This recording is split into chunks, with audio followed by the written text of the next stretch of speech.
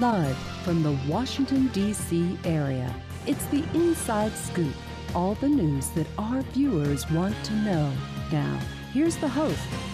Good evening, everyone. My name is Alpha Woolen, and I'm your host this evening for the Inside Scoop. Tonight, we have the pleasure of having with us, I would call her a stalwart of Fairfax County. We have with us Mayor Catherine Reed, who is the mayor of the city of Fairfax. Thank you so much for having me, Alpha. Absolutely. This is, I know folks are used to seeing you on the other side. I know. Isn't this amazing? Because we were just talking about the fact that I probably haven't been a guest on this show since about 2009. Back when Bettina Lawton, one of many hosts that was on this show, I think I was her guest, which was my entree into ending up being a host, actually. Wow, interesting. Well, I count it an honor to be able to ask you questions and show the city of Fairfax and our viewers all over a different side of you. So let's talk a bit about, before we get into the meat of the discussion, how you ended up in this political space. I always tell people, I did some research on you, and I find your entrepreneurial background kind of leading into politics was really interesting. So can you share a bit about that? Sure. So my degree is actually in government and politics. What a surprise. And I got it back in 1984 from George Mason University. But then my first job out of college was as a software tester for a Navy payroll personnel software platform. And it's because I had computer experience. Now, you know, a lot of people weren't even alive back in 1984 to understand that computers were brand new. Yeah. And so it wasn't my degree in government that employers were interested in. And there were not a lot of jobs. This was like the middle of the Reagan years. So, and I can tell you, interest rates on houses were 18%. I can tell you that because my husband and I bought one. Wow, wow. So the 80s were not necessarily, I mean, great for big hair bands and stuff like that, and fashion. People were like, oh, the 80s. But, you know, economically speaking, job speaking, 1984 was not a great year. Yeah. And so my degree in government impressed no one. The fact that I had computer experience was like, we want to hire you. Yeah. And so this started, that was my first full-time job. And so then I got a job in what they call data processing. Now they call it information technology, IT, but it was data processing. And from there I went into human resources. And then from human resources, I owned a small office equipment company with my second husband selling fax machines. There are people alive today that's like, what's a fax machine? I know, right? Then I went back to Long and Foster where I had worked, ran a home services program. Then I started my own business teaching people how to use social media, which sounds crazy too. For people who are like, teaching people to use social media, did they really need to be taught? Well, let me tell you, back in 2007, they didn't even call it that. They called it online marketing. People didn't even have websites back then. Now I kind of regret the fact that everybody's on social media because it is not necessarily a great place for credible information. Right, yeah. But here's what happened with that. Hung out my own shingle in 2007, Creative Read Inc., and nonprofits started coming to me and saying, how can we use social media for public policy change? The first group that came to me was the Virginia Autism Project. 2009, Teresa Champion said, we need autism insurance reform in Virginia. We are one of a number of states that does not force insurance companies to cover behavioral interventions for children with autism. Wow. Right? That was 2009. I can't tell you how many years it took, first of all, to get it passed, what it took to get a licensing system set up to license behavioral therapists so that they could be reimbursed by insurance companies, then to remove the cap. I mean, removing the cap completely. First it was 6, then it was 10. Removing the cap completely, I want to say was like maybe even 2020, 2021. Oh my gosh. From 2009. Wow. But I worked with Virginians for Alternatives to the Death Penalty to abolish the death penalty in Virginia. Signed into law March 21st, 2021 by Governor Northam. That started in 2009. Wow. So this ended up being my path into government, even though I started off back there, is doing legislative advocacy work with nonprofits, really doing the meat and potatoes, on the ground, grassroots activism and advocacy for public policy change. So when my city needed 2 candidates instead of 1 for an open mayor's race, I felt like I had to step in and give my fellow residents in the city at least 2 people from which to choose on the ballot. Sure. And that brought me here. Wow. What a fantastic story. So fast forward into 2025, all of your entrepreneurial background, your degree in government, now you're actually putting it into work for the city of Fairfax. Talk a bit about that. Some of the, from a local government perspective, I know there's work there, but then there's also the impact from a federal perspective. So talk a bit about, let's start with the work that you're doing in the city of Fairfax on your council. Well, right now, all of the local jurisdictions in Northern Virginia are working on their budgets. We are working on our fiscal year 2026 budget. And so everybody does that basically at the same time because our fiscal year ends in June 30th. So generally, the first week or the second week in May, we vote on a budget, right? And we set a new tax rate. And all the jurisdictions around us, Alexandria City, Arlington, Fairfax County, Loudoun County, Prince William County, everyone's doing the same thing, right? We're struggling to figure out how to fund the programs in our government and how to set a tax rate, not just the residential real estate tax rate, but the tax rate on commercial businesses and also the meals tax, which we can come and talk about what's happening with the meals tax in this region. But we're trying to figure out how to fund government services. And you do that by looking at what are your expenses and what are your sources of revenue. Sure. And you have to have a balanced budget. And in Virginia, that is at the state level, you have to have a balanced budget, and locally, you have to have a balanced budget. So I've got a council that has 5 brand new city council members out of 6. And the one incumbent on my dais has 1 term of experience, as do I. So this dais is probably the governing body with the least institutional knowledge of any dais that's ever existed in history in my city. Wow. And so that has sort of unintended aspects to it with people learning on the job. It's kind of like they're building the plane while they're learning to fly it. And so that has presented a challenge that I was not prepared for. And we're working our way through that. And I can tell you from now until our budget adoption on May 6th, that sucks up pretty much all the oxygen in our meetings right now. So you have that. So you have the we'll say freshness. So we'll have the freshness of this council, but also the changes coming from the federal government. Oh, so the problem with the federal government slashing so the Northern Virginia Regional Commission is actually doing all kinds of data analysis for the local jurisdictions that belong to the Northern Virginia Regional Commission, which the executive director is Bob Lazaro, himself a former mayor. And so one of the things they helped us with is how many federal employees are actually living in our cities. And they did that by zip code. Fairfax City actually has 3 zip codes, but our main one is 22030. And based on the last census in 2020, we have over 4,000 federal employees living in the city. Well, in the county, Fairfax County, the number's huge. Arlington County, the number is huge. So for us to try to figure out what these layoffs mean is because, we have to figure out what this means for people being able to not just pay their residential real estate property taxes, which they're going to owe in June, but can they afford to stay in their homes, right? And so on local businesses, people who don't have jobs don't eat out. They don't buy goods and services that they cannot afford.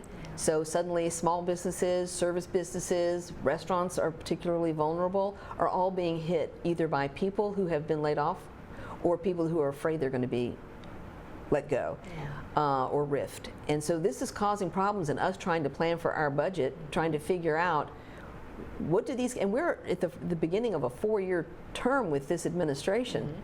So we haven't even seen the impact. We're trying to do a budget flying blind without knowing really what the unemployment numbers actually are. Have you had town hall discussions where folks are coming and saying, hey, Mayor Reed, I am concerned. This is how this is impacting my family. There are jurisdictions that are saying, hey, specifically Glenn Youngkin has said, well, there are jobs in Virginia. But one thing I'm saying, one example I've given is if someone's worked for NIH, right, for a biochemist for 20 years. What is that job in Virginia? Exactly, or even in the city of Fairfax. Right. Are you having those discussions? Well, we are, and I mean, people, I can tell you, we lost a long-time excellent Parks and Rec employee because his wife got laid off from the federal government, turned around, got a job in Richmond, and in a matter of like less than 2 weeks, he was gone. Wow. And there's been another employee we recently lost for the same reason. A spouse has lost their federal job and they are relocating somewhere else for that spouse's employment. Wow. So yes, we are actually losing our own employees over, job loss for a spouse and having to find a new job which may not be in the Northern Virginia region at all. So how do you predict that? Yeah. We can't predict that. As we get deeper into this, because first they tell everyone they're laid off, and then they're like, nope, the court's like, you can't lay them off, and so we bring them back, and then it's like, oh, the courts say yes, you can lay them off.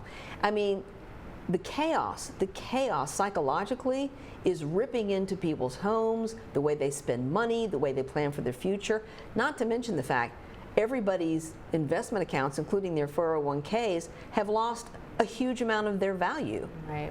So if you lost your job and you're expecting to live on whatever you've got stuck in your 401k or whatever you've got tucked away, if it's in an investment account, chances are it's lost its value.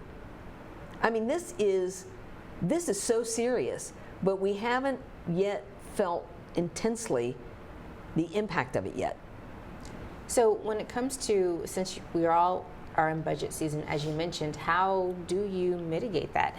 What are the conversations like? What is planning like? And like you said, kind of building the plane in the sky. What does that look like?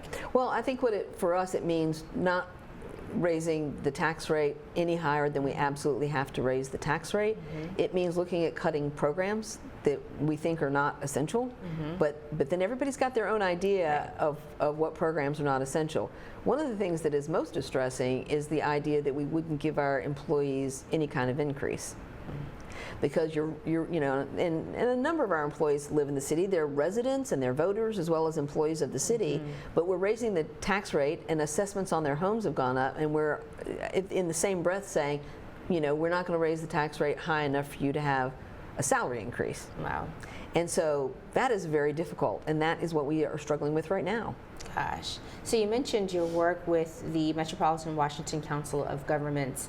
Are there any particular projects or tasks that you are over, or groups within that entity? It is at COG. It's called COG, and Clark Mercer is the executive director there. We meet in person once a month in D.C., and one of the things we do is we look at how all the jurisdictions in the DMV work together on things like homelessness or security issues or things like that. And so we are, in fact, focused on a number of programs right now. Wow. This conversation was so fluent, I lost track of time, so please make sure you don't go anywhere. Stick with us as we continue our conversation with Mayor Catherine Reed of the City of Fairfax. Every day across America, excess food is gathered by a network of good people at local food banks, giving hope to millions of children who struggle with hunger. They've earned their wings, and you can too. Together, we can solve child hunger. Support Feeding America and your local food bank at feedingamerica.org. Hi, I'm Josh Temple. You might have seen me on TV where I help folks turn their houses into dream homes. But forget construction. Parenting is the toughest job there is. So when you need help or advice, turn to the parenting experts at Boys Town.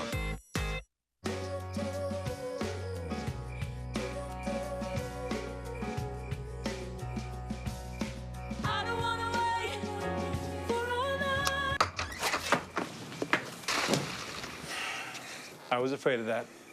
Well, guess it's time to get you fixed. Your pets will start fooling around sooner than you think. Go on, get out of here! Accidental litters lead to millions killed in shelters each year. Help prevent more. Fix at month 4.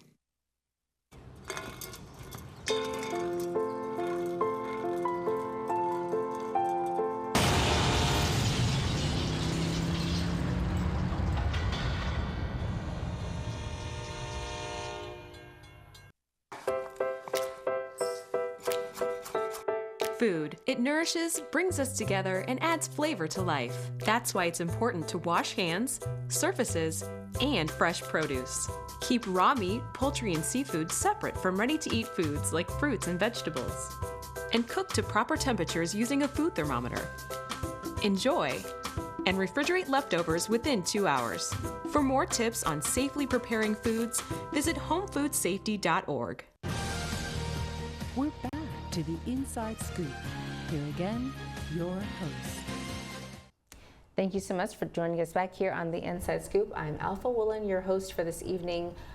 We're continuing our conversation with Mayor Catherine Reed, and when we left off, we were talking about COG and its work with security and homelessness. Let's continue in that. Well, so the Metropolitan Washington Council of Governments is Maryland, D.C., and Northern Virginia. So that includes, on the Virginia side, Prince William County, Loudoun County, Fairfax County, Arlington, Falls Church, Fairfax City, and we are like a delegation to COG. But things like homelessness, people move in between our jurisdictions. Somebody might be in Virginia and go into DC, or from DC they might go into Maryland. And so we need to try to get a handle around exactly how many unhoused people we have in the DMV and how each of us as local jurisdictions can address that problem. And so working together makes more sense than each of us working in silos. Sure. Another one is WMATA, the Washington Metropolitan Transportation Authority. Keeping Metro running, it has been a fragile financial model basically since it opened in the 1970s. The financial model does not work for the Metro. And so each jurisdiction, Virginia, DC, and Maryland, have to come to the table every single year with the requisite amount of money to keep the Metro running. Wow. And if we don't do that in our jurisdictions, then they start talking, as they did last year, about closing stations and laying off people. The problem with that is that our economies in the DMV depend on that Metro running. It depends on moving thousands of people every day between our jurisdictions, getting people into the city of DC and back out again, getting tourists from where they land, whether it's Dulles or it's National, where they want to go. And so reducing service, closing stations, that is not something that our region can sustain. Right. But it's very difficult in the Commonwealth of Virginia when you talk about the different levels of government, federal, state, and local. The state government is the one who allocates a large portion of that money. And people around the rest of the state don't have Metro. Right. They don't, even Prince William County does not have a Metro station. So it's kind of like, why should we be taking state funds to keep Metro running? Well, as the economic engine of the Commonwealth, when we get a cold here in Northern Virginia, the rest of the state catches pneumonia, because it is the tax dollars going from Northern Virginia to Richmond that funds a lot of things for other people in the Commonwealth of Virginia. It's so interesting you said that Northern Virginia is the economic engine of the entire Commonwealth. And so these conversations of Metro and other very important functions of Northern Virginia, I think it's just easy for a Northern Virginia resident to take that for granted. Absolutely. I think that is true, because this is what we know, right? We have bus rapid transit is another one. You know, when the state has to decide if they're going to do grant funding or funding for bus rapid transit in Northern Virginia versus widening a highway in Southwest Virginia, adding another lane to I-95 or 490. You know, the people down there are like, but we need more capacity on our highways. But up here we're like, we have a density of population and we have got to get people where they're going, to school, to work, to their jobs. Right? It's more densely populated here. But there's always a push and a pull in Richmond as to how resources should be allocated. So what is explain your relationship, political relationship between your counterpart in Richmond and your role of communicating the needs of the city of Fairfax to that rep? Right. So our delegate is Delegate David Bulova, and Delegate Bulova is the chair of a number of committees. He's been our representative for, I think, over 20 years now. He is also the chair of the new emergency committee put together by Speaker of the House Don Scott to address the federal layoffs, the federal policies. David Bulova is the chair of the emergency committee. Our senator is Senator Saddam Salim, who is serving his first term. He's a brand new senator. originally from Bangladesh, wonderful, wonderful representative. I speak to Senator Salim and Delegate David Bulova often. And we as a jurisdiction have a legislative agenda that we send and say, these are the priorities for the city of Fairfax, that we want you to advocate on our behalf for these things. And they also have ideas of their own. One of the things that Senator Salim is working on is accessory dwelling units. So we are a Dillon Rule state. If you want to really get nerdy, we are not a home rule state, we are a Dillon Rule state. So we only have the power in our localities that are given to us by the General Assembly. So if we want to make new ordinances or new laws where we have not already been given permission to do that, the General Assembly has to give us the permission to do that. So we're looking in Fairfax City at ordinances for detached accessory dwelling units, which we do not have right now. Senator Salim wanted to build legislation that would be statewide, kind of removing the barriers to building detached accessory dwelling units. Can you give an example of what that means? Sure. So an accessory dwelling unit might be like a guest house, right? In other parts of the country, my aunt built a guest house in her backyard in San Jose, California, right? And when they did it back in the 90s, San Jose was like, what are you doing? Building this dwelling that has a kitchen and a laundry room and a bathroom, and it's like a little house in your backyard. So they had to put it on a separate meter. It actually has its own separate address, right? This was the 90s in California. Now in San Jose, they are in such a crunch. There's such a housing shortage in San Jose. They are encouraging people to please build accessory dwelling units and rent them out because there's not enough housing. So when you talk about issues of unhoused people, we have in Fairfax City, we have tiny post-World War II homes on gigantic lots. Really big lots, tiny houses. So there is a capacity in our city for people to build a dwelling unit, not in their garage, not in their basement, because we only have accessory dwelling units right now that are attached to the house. And the number that I have gotten from our city CDMP is there are 25 of them in a city with over 4,000 single-family homes. So when people are like, we need more housing, we need more types of housing, we need more affordable housing, not having an ordinance that allows people to build a detached accessory dwelling unit is impeding our ability to actually provide more different and more affordable types of housing. Wow. So that's the work, that's some of the work that Delegate Bulova is doing on behalf of the city. And so when we say this is what we're interested in, a lot of times they will, the other one is the 1% sales tax, and this is one everybody in Virginia is interested in, and it allows localities to add a 1% sales tax strictly for the use for education. Education, building buildings, renovating buildings, 1%, but it can only be used for education. It has passed twice in the last 2 years. Bipartisan, the House and the Senate has gone to the governor's desk for 2 years, and the governor has vetoed it both times. Now, we told our senator and our delegate that we just had a bond referendum last year for a $220 million bond referendum in the city of Fairfax to renovate our 4 schools. That 1% sales tax would alleviate having to raise the residential property tax in the city of Fairfax if it passes. And so each of them has carried, voted for, supported, advocated, co-patroned legislation that meets our legislative agenda, and that 1% sales tax is an example of something that benefits our city, but in this particular instance, it benefits every school jurisdiction in Virginia if the governor would only sign it. But this governor is not going to sign that, so we have to look at the next governor and hope that she signs it. Sure, I see what you did there.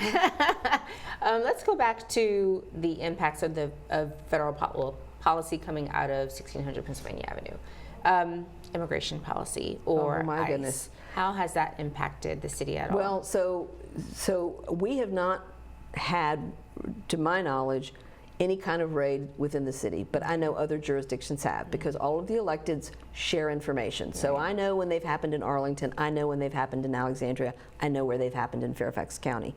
We are 6.2 square miles, and so when things happen, our police department is very good about letting the mayor and city council know when anything has happened in the city. So far, we have not seen ICE in our city in a raid situation. I will say, George Mason University, which sits right next door to us, and I will just go down a little bit of a rabbit hole. People are like, is George Mason University in the city of Fairfax? It is a state university. It sits on state property. So the county's on one side, the city's on the other side, but the Board of Visitors is the de facto city council for George Mason University. Wow. So when it comes to land use decisions, it is the Board of Visitors appointed by the governor. They make the decisions about that state property. So it is neither in the county nor in the city. But some of those students live in the city. They also live in the county. And the fact that there were visas revoked last week for 15 students at George Mason University, no one knows why. The university was not notified as to reason. They monitor their students who have international visas, and that's how they knew by monitoring the system that 15 had been revoked, but they still, as of today, do not have information as to why. And that is of course concerning because, again, international students live on campus, but they also live in our city.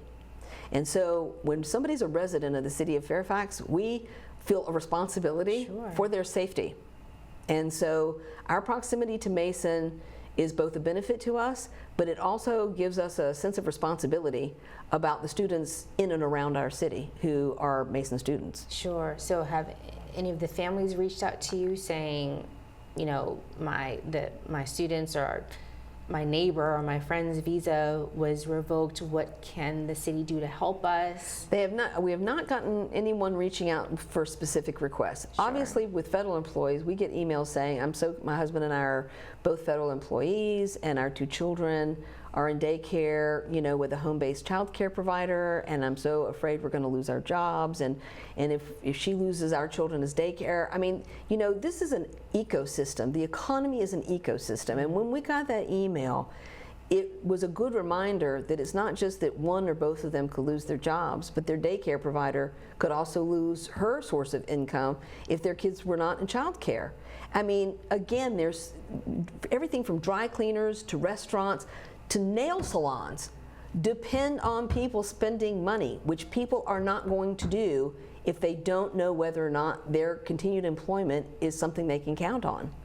Which is so important, especially, I think that can't be, that point of Northern Virginia being the economic driver for the entire state cannot be overstated as far as how these layoffs are affecting folks in the city of Fairfax, in Fairfax County, in Arlington. That is going to impact the entire state, and it puts other leaders in the same position as you. Like, how do we even begin to mitigate this when we'd like to look at things from a proactive approach? We're limited in that. We have to be reactive. Is that even really governance? Is that appropriate governance? And I think that local governments are really trying their best to do things like job fairs, resources. There are free training programs through the Northern Virginia Community College. It's an all hands on deck moment. Absolutely. So please make sure you stay right there. We'll see you in 2 minutes and 120 seconds as we continue our conversation with Mayor of the City of Fairfax, Mayor Catherine Reed. Okay, so we drowned the fire, stirred it, drowned it again, and now just feel if it's cold. Yeah. Cool.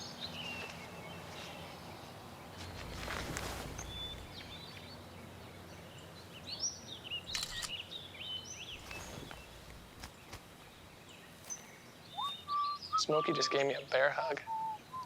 I know. I already posted it.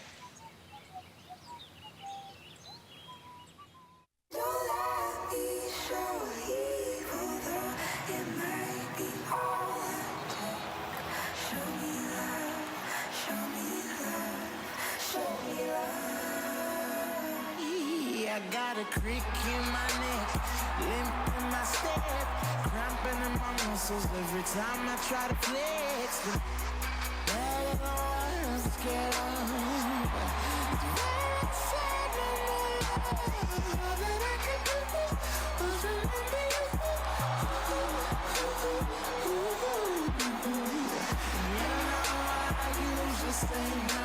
but if you throw me love, I'll throw you some more.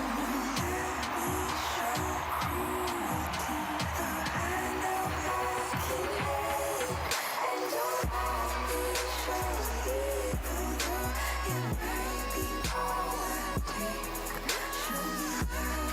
big responsibility. Oh, it's huge. I know, it's huge. And the salary. Oh my god, yes. I mean, Right? like, I was about to move in with my parents, and right before, yeah, so this saved me. I really believe in you, you know. Thank you. It's nice to hear that from someone. These are cool. Did you, what did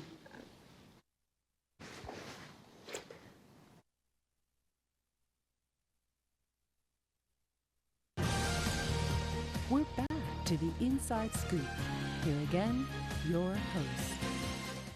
Thank you so much for joining us back here on the Inside Scoop as we continue our conversation with Mayor Catherine Reed of the City of Fairfax. When we left off, we were talking about just the impacts of legislation, of these new executive orders, and we were specifically talking about immigration and how that is affecting Northern Virginia, how Northern Virginia is the economic engine of the entire state. So there's like this trickle-down effect essentially. But talk about the upskill for employees that are impacted, that have been RIF'd, as you mentioned. There's something called the Upskill program? Yeah, Upskill Fairfax. And this is something we started for the residents and also people who are employees of businesses in the city of Fairfax.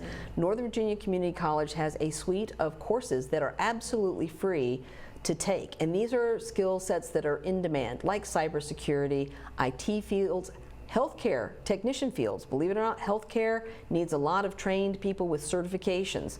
Culinary arts. We are doing a program in collaboration with the town of Vienna and George Mason University. It's a culinary program and it's free of charge. So there's a lot of efforts being made to take, you know, programs and where tuition might be a hurdle and opening them up so that we can, as quickly as possible, help people pivot from the federal sector or the government sector to industries that really are looking for employees, but it might need a skill refresh. Right? Like what the commercial marketplace needs is not necessarily something someone was doing specifically at their federal job. But people have skills. And so this upskill program, and I think other programs like this, you're going to see us trying to get people into these programs as quickly as possible and then connecting them to private industry. And so there are job fairs in Prince William County, Fairfax County, Alexandria, Arlington. All of the areas in the local DMV are working on trying to connect private industry with federal employees and trying to figure out if recertification or upskilling is needed, how can we do that in conjunction with local universities and our community college system. Sure. So as a point of survival, it looks like this is an opportunity for professionals to pivot. Hopefully it's temporary, but if not, at least it's a point of survival. Well, you know, disruption is inevitable. We were talking about the fact that, you know, my second husband and I owned an office equipment company that sold commercial fax machines, right? Well, you know, commercial fax machines put courier services out of business. Once upon a time, people made a lot of money having courier services. That was the only way to get contracts across town. And then fax machines put them out of business. And then the internet put fax machines out of business. And you have to expect a certain amount of disruption. It's just having so many people laid off from the federal government. And then the private industry and commercial industry trying to absorb that many people all at once. That kind of disruption, our economy was not built for that. It just wasn't built for that. Such a great point. Before we go into your work in George Mason and something that's coming up, I want to talk about the fact that about a third of the city of Fairfax is comprised of folks that were not born in the U.S. Right. So can you talk a bit about how funds cut from Head Start is impacting your city? Well, you know, Head Start programs we have one Title I elementary school. So the city of Fairfax owns its 4 buildings. We have Providence Elementary School, Daniels Run Elementary School, Katherine Johnson Middle School, and Fairfax High School. Right, so we have our own city school board, but we get our instructional services from Fairfax County Public Schools system. So it's a unique partnership because we are an independent city. We can circle back around to that too. Yes. We're an independent city, and so the contract that we have with the county provides our instruction. So a lot of the services and the programs, especially special education, we get those services in the city because of our partnership with the county and the fact that they are like the 7th largest school district in the country. Right? So the Head Start programs that are being cut both in the city especially among any of the programs that are in Head Start, that are in Title I schools, are impacting, yes, families that don't necessarily have English as their primary language. Sure. This is always a hurdle when you try to get, children into our public school system. Head Start gets them at a very early age and makes getting them proficient in language and social skills and ready for the public school system. Right. This is what Head Start does. And so when you pull those funds away, it has long-term impacts on how we are going to integrate these children into our public school system. Wow. Go back to, before we get into the Independent City? Yes. I want to talk all about Independent Yes. City. So this is kind of like a party game you can play. It's like, oh, trivia. There's 42 independent cities in the United States. 38 of them are in Virginia. Had no idea. Most people do not. So interesting. Baltimore is an independent city, and Carson City, Nevada is an independent city, and Fairfax City is an independent city. In fact, if you look down the list in Virginia, when it says City of Fairfax, City of Alexandria, City of Falls Church, all independent cities. Okay. I was also born in an independent city, the city of Galax, down in Southwest Virginia. Oh, okay. Born in an independent city, and I'm mayor of an independent city. But of the 38 independent cities in Virginia, 36 of them have 4-year terms out of 38. Alexandria has 3-year terms. Fairfax is the only one with 2-year terms. Oh, wow. And out of 38 independent cities, 36 of them have staggered terms, but not Fairfax. Okay. So we are an outlier. So when I said we had 5 brand new city council members and only 2 incumbents with 1 term of service, this is why. No stagger, 4-year terms. And the General Assembly moved our elections from having them in May to November. So whereas 20% of our voting population turned out in May every other year, now 60% or more are turning out every 2 years. And so it's 2/3 more voters than who used to vote. So a different electorate, different makeup on the dais. So one of the things that I want to do in my city that I think is really important is get 4-year staggered terms starting in 2026, which is our next regularly scheduled election. So I'm hoping that the members of my dais will vote on putting a referendum on the ballot this year for the governor's race, asking the 15,000 plus voters in Fairfax City if they want 4-year staggered terms starting in 2026. And how would that impact governing? How would that impact governing? Institutional stability. So, in previous years, you might have 1 or 2 people, somebody rolls off, somebody retires, somebody passes away, and somebody fills that slot. But generally, you had people who stayed. Some people stayed for 20 years, more than 20 years. They ran every other year, but 20 years sitting on the dais for Fairfax City.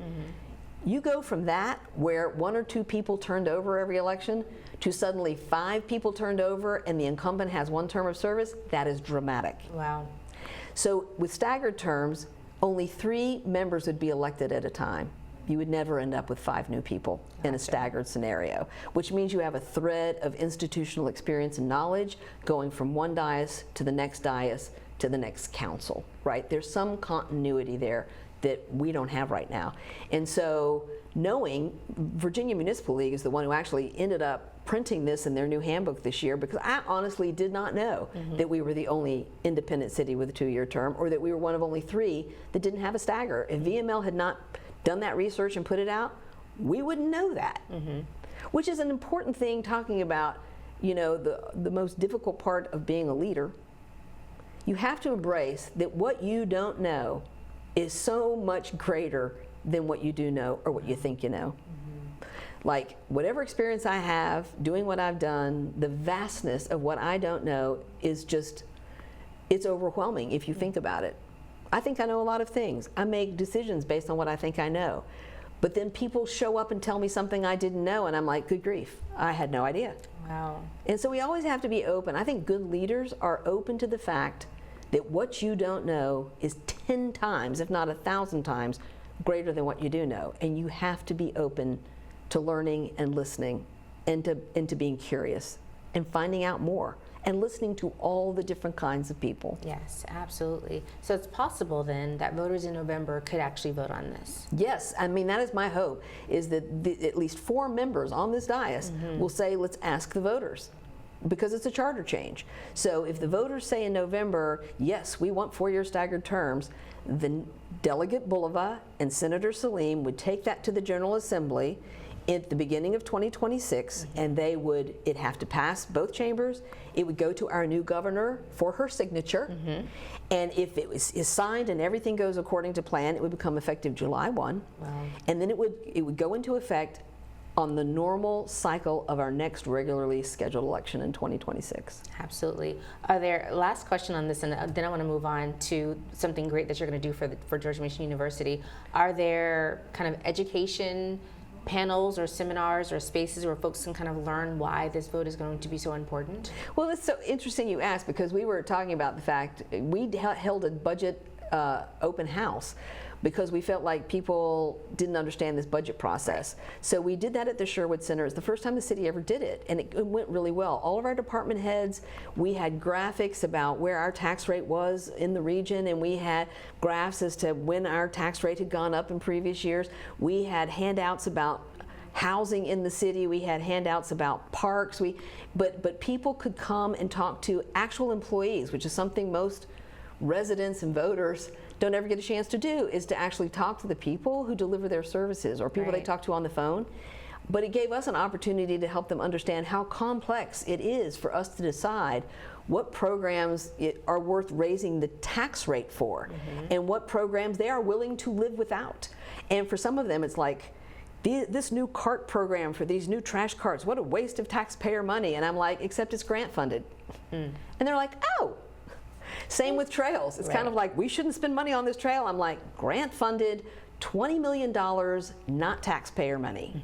So the average resident is not aware of what is taxpayer funded and what is grant funded, because why would they be? And what's the difference, just for our viewers? So the $20 million, for instance, for the George Snyder Trail comes from VDOT concessionaire funding. So it is a pool of money that VDOT was given to fund projects that meet certain goals of the Commonwealth of Virginia. In this case, a connected trail network. So we submit a proposal, and we it's a very complicated application process, and then a body, in this case the Commonwealth Transportation Board, with the recommendation of the Northern Virginia Transportation Authority, which I sit on, vets, votes on, and recommends these projects for funding. But sometimes they take a long time. We are just now at 100% design for this trail after 11 years. Wow. And now we have a city council who's like, yeah, we don't think we want this trail. Oh. Yeah. And so the taxpayers are like, well, we should spend that money on something else. It's not ours to spend. You either build the trail or you give it back. Wow. So education, to your point, more education, more public education. Absolutely. I think with 5 seconds left, oh goodness, I'll touch a bit on it in the next segment. Don't go anywhere. We'll see you in 120 seconds.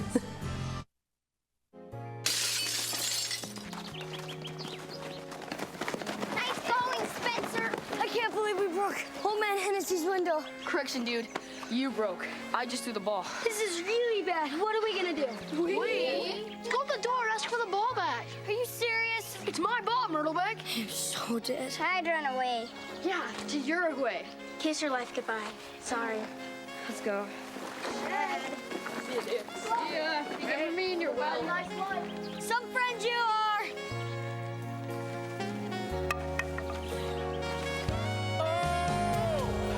Keep smiling, keep shining. Hi. Tell him it was an accident.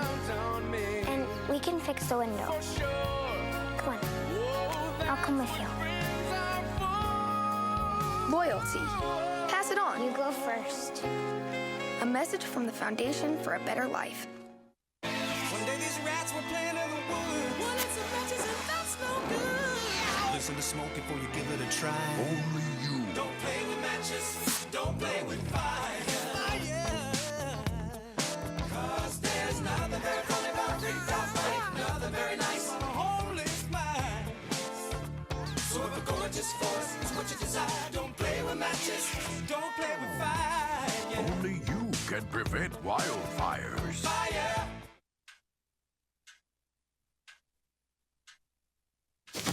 Awkward. I'm the awkward silence. You try to avoid me, then there I am again. But an awkward silence can be a great thing, like Kelly here is about to demonstrate.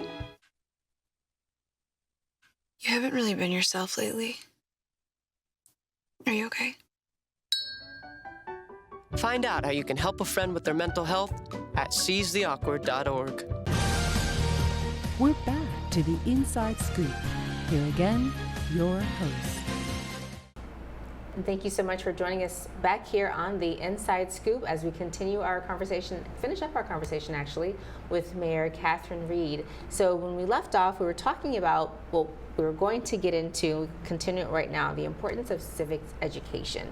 Oftentimes when people think about civic education, you think K through 12, but it's so, our democracy is it's old, but it's important, and we need more involvement. If we don't get involved, then we lose it.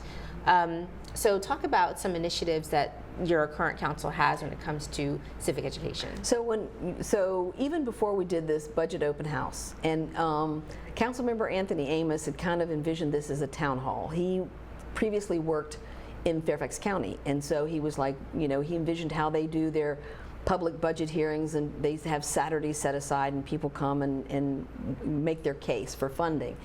But we decided a town hall was too structured. It limited the amount of time people had to be there. So they settled on this open house. And so I think Councilmember Amos said that he didn't realize this was what he wanted until he saw it, that this is really what he was hoping for. But even before the budget open house, they talked about bringing back something that they used to have before COVID called a Citizens Academy. And the Citizens Academy was basically sort of this event that brought people in our city together to talk about how our municipal government works. And it's exactly what you're talking about. It was like a very informal, you're not taking it for credit, there's no fee involved, I don't think there was a registration process, but people signed up to basically come in here and to ask questions about how our municipal government works. How do you get funding for things like a trail, or get funding, we are just redeveloping Theis Park. You know, how do you get funds together to redevelop that park? Well, some of it was ARPA funds, some of it was being in our capital improvement plan, which goes on from year to year. But residents need to understand, how do you decide on the projects? How do you prioritize the projects? Where does the money come from? And so this dais decided this is something we need to bring back, because they feel like it would benefit not just, you know, the decision makers and the lawmakers and the staff, but people would feel like they have a much better grasp of how to approach being more engaged with what they want to see in the city. I think that's such a great idea. And speaking of education, you are going to be the commencement speaker for George Mason University this year. Yes, I am. That's fantastic. It is, isn't it amazing? Yeah. So they asked me to be the commencement speaker for the Schar School of Policy and Government. And it's interesting because I graduated from Mason in 1984, and there was no Schar School. I mean, I just got a degree in government and politics, and that was that. It was a very small school. I moved into the first dorm ever built on that campus, which opened in October of 1981. There were no dormitories before that one was built. Moved into that one in 1981. When I left the campus, there were 500 students living on the Fairfax campus of George Mason. Now there are 6,000 students. Gosh. So imagine how Fairfax City sits in proximity to a university that used to have 500 when I arrived as a 19-year-old sophomore, and now has 6,000 now that I'm the 63-year-old mayor of the city. And that's the thing I like to point out to students too. Like, I got my degree when I was 21 years old, but I didn't run for mayor until I was 60. So, you know, people's lives don't always go in a straight line. It is not like some 90-degree angle that you start here and you end up here. You know, many people's journey takes them through lots of different kinds of things. I ended up going through the door of technology because computers were new. I ended up going through the door of social media consulting, which led me to nonprofit advocacy work, doing what I really love to do. I mean, this is the real work of government that I love the most, is how do you organize people and help them make real public policy change that impacts the quality of people's lives at the local level, at the state level, at the federal level. How do we do that? And that is what I love to do. But being a social media consultant is what brought me there. So they asked me back to the Shar School because not only am I the first woman mayor ever elected in Fairfax City, but I'm the first Mason grad that's ever been elected mayor, which is amazing. Yeah. Because the school has been there since 1972, and the first Mason grad was elected in 2022. It only took 50 years. So they invited me back to talk to the students. But this is an interesting time to be talking to, you know, a group of students who've spent 4 years or more, because there are PhD candidates that will be there on the 14th of May. There are master's degree candidates that will be there. They have spent many years studying how our government works so that they can be launched into a profession using these skills, using this course of study they've dedicated themselves to. And yet, here we are. And we're asking ourselves, is what we believe about our government actually true? That's right. Are there 3 co-equal branches of government? Are there? The Constitution, the rule of law. Do we really have a democracy based on the rule of law? Do we? I mean, specific provisions of the Constitution about due process. When people are disappeared out of their homes and sent to foreign prisons? So think about that. If you're sitting there being handed your diploma in Eagle Bank Arena, and you've expended all this energy to learn government, and here you are. And the fact of the matter is that none of us expected this. And there is no roadmap, because this is not, even with the Civil War, which also was unprecedented in its time. We hadn't had a Civil War until we did. This is unprecedented as well. So it's kind of like we've never encountered this before. So what do we do? So these young people are now launched as pioneers into disruption in our government, like literally we have never seen this before. And so how do you help them to understand where they go from here as brand new graduates, whether it's undergraduate, master's, or a PhD? Where do you take this? And this is a hard thing. So I'm put in mind of the Stockdale paradox, which I've been talking about a lot. Jim Stockdale, who was prisoner of war in Vietnam with John McCain. He was a prisoner of war for 7 years. Wow. 7 years. And when he was released, he and his wife, Sybil, wrote a book together. And he talked about what it took to stay alive in such a brutal situation as being in a prison camp for 7 years. And one of the things that he said is that you have to embrace the reality of where you are without giving up hope. And that is the paradox. You have to embrace, if you are in a cage-sized space for 7 years being brutalized by your captors with no idea of whether you will die there or someone will ever find you, you have to embrace the reality of that, but you can't give up hope. And that is the paradox. And so I'm put in mind of that every day.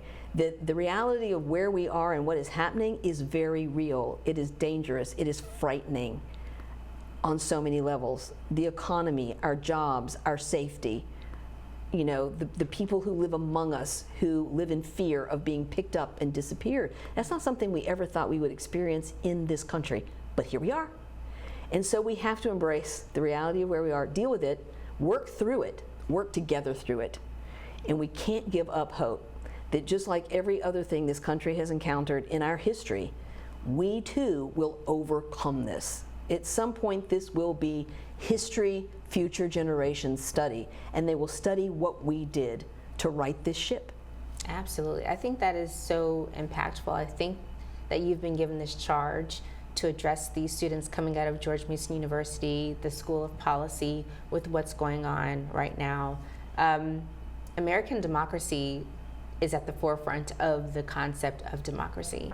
The entire world is watching us right now. They are looking to see how we are going to handle this. How are we going to save our democracy? And it's going to be a blueprint for other countries that go through leaders coming in, wanting to change democracy or dismantle their democracy for authoritarianism, for totalitarianism. So I am excited about what I don't know what you're going to say. Hopefully I can catch it for this speech. I don't know what I'm going to say either, yeah. What a fantastic but I'm thinking about charge. It. Yeah, these young people, everyone, we need to hear right now, we need to hear a charge. We need to hear as you said, we can get through this, but what's the blueprint? How do we do this? What are those words to get me through this moment? So, well, I think Bernie Sanders and Alexandria Ocasio-Cortez are doing a tour of college campuses where they are being warmly received. Cory Booker is headed to El Salvador. Senator Chris Van Hollen met with the gentleman from Maryland who was mistakenly deported. People are stepping out of their comfort zones and business as usual, and there are leaders emerging who are like, this has never been done, or we don't do things this way, but maybe we need to start doing things this way. Yes. And so I think we all have to think outside the box and start doing things we've never done before. Absolutely. We have to be aggressive with maintaining our democracy. So I really enjoyed this conversation, Mayor Reed, you being on the other side of the table fun this for me. time.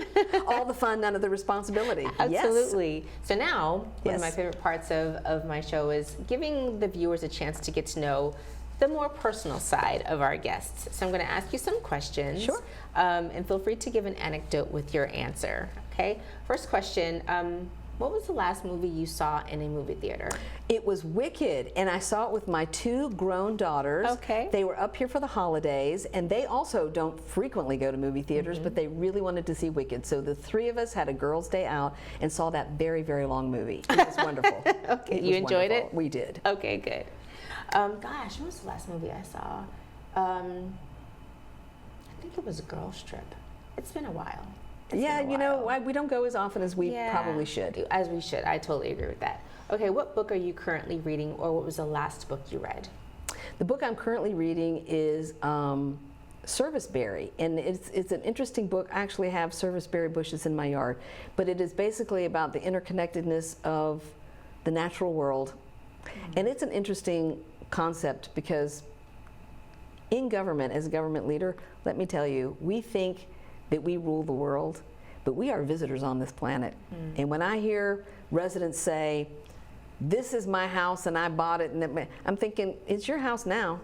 But you know something? We are all traveling through here. And some of the projects we build as a government will be here for generation after generation after generation.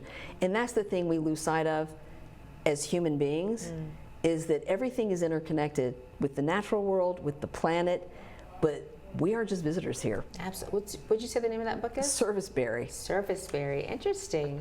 The book that I'm reading right now is one of the books I'm reading right now is Democracy by Condoleezza Rice. She outlines kind of the road to democracy for a few countries. She talks about the U.S., Russia, Kenya, Colombia, Iraq, and maybe Afghanistan. So really interesting book. Oh gosh, 25 seconds left. So, what's the and you touched on it a bit earlier in our conversation, what's the biggest lesson you've learned as a leader? That there is so much more we don't know than what we do know, and we should be humbled by how little we know. And it should make us better listeners, more careful listeners, and more open-minded. Absolutely. More careful listeners and more open-minded as leaders because of what we don't know. But it's huge what we don't know. Absolutely. Thank you so much, Mayor Reed. I really appreciated this conversation. And please make sure you join us next week for the Inside Scoop